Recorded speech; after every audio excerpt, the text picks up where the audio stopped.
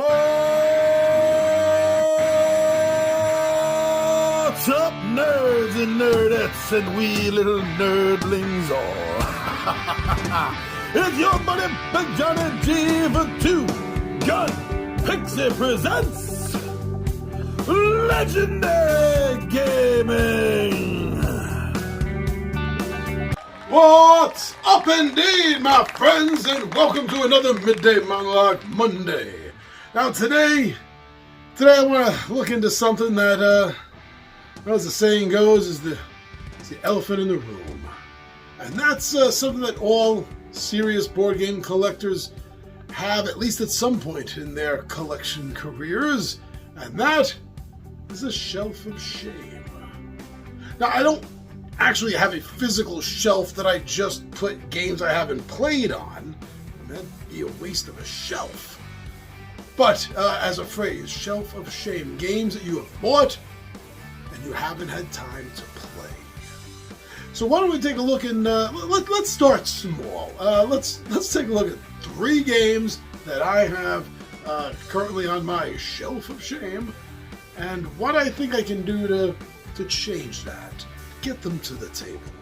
So come on, speaking of the table, I'll see you down there and we'll discuss this.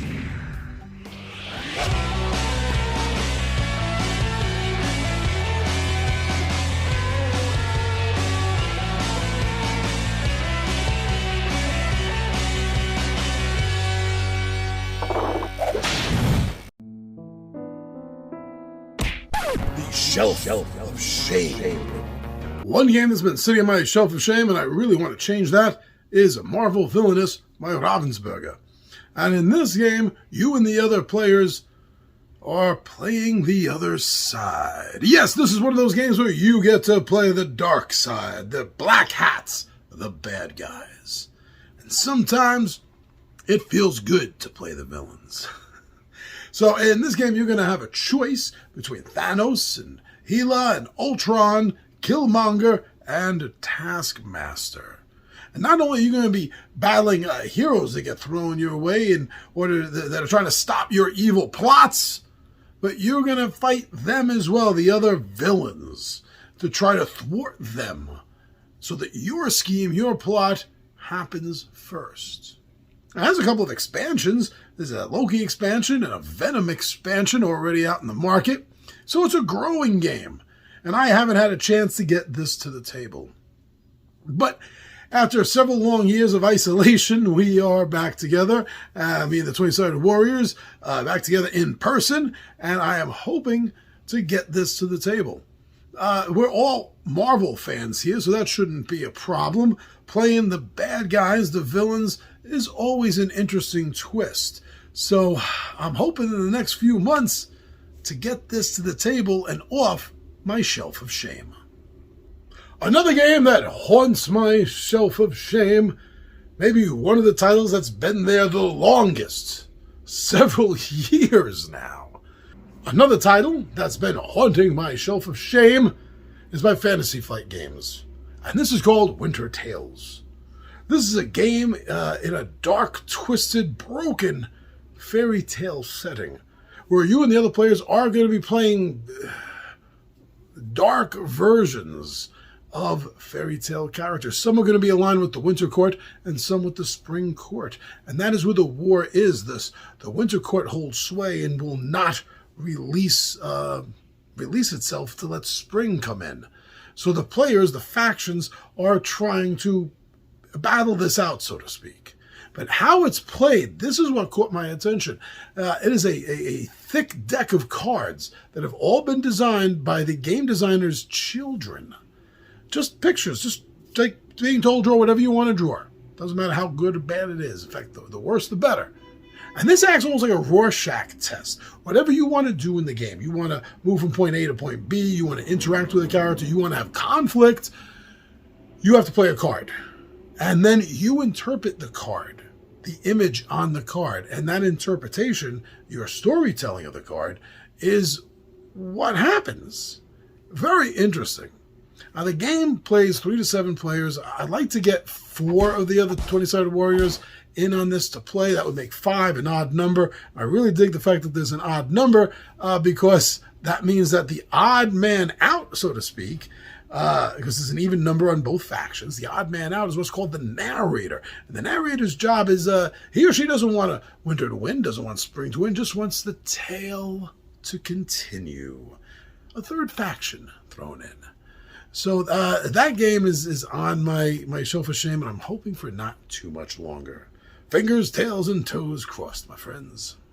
Now the third game that I want to talk about as far as my shelf of shame goes is by Gray Fox Games. This title is called Champions of Midgard. Now, I had the core box for a while, was hoping to get into it, but, you know, things happen, other games pop up, campaigns in D&D start, and it sat on the shelf for a while. Then, just before the pandemic hit, Anthony T-Bone, he got me the Valhalla and Dark Mountains expansion box to put everything in, the core and both those expansions all in one box, and I was really dying to hit it. We were deep in a campaign, then the pandemic hit, and now it's still sitting on my shelf, unplayed. It looks beautiful, but we need to get this from the shelf onto the table and play it. Now, the idea of the game is you're Vikings, and the king, the Jarl, recently died, and each of the players represents an individual who is trying to get that position. And in order to do so, you have to prove yourself, and the way to prove yourself is by resource collection, which you are then going to use to go on quests to destroy demons, giants, monsters, both at home and across the sea. And this game supposedly gets really cool, heavy, very competitive, and we haven't had a chance to play it yet. The components are beautiful. Everything about this game is sweet, and it's been screaming at me to get it played. So, let's see. Hopefully, within the next few months, maybe a break on a D&D day, or maybe take an extra game day. Maybe make an extra day of the week for gaming. We're gonna have to get Champions of Midgard to the table. I'm biting at the chops here to play this game. Now, whether you have an actual shelf of shame or whether it is just a phrase you use about the games you have yet to be able to play, we all have something. We all have something that we haven't gotten to the table yet. What is the game that has sat on your shelf of shame the longest? What game do you want to get off the shelf of shame the most? We all suffer from this, all us board game collectors. So thank you very much. I'm your buddy Big Giant G for Two Gun Pixie Presents Legendary Gaming, and I am out of here.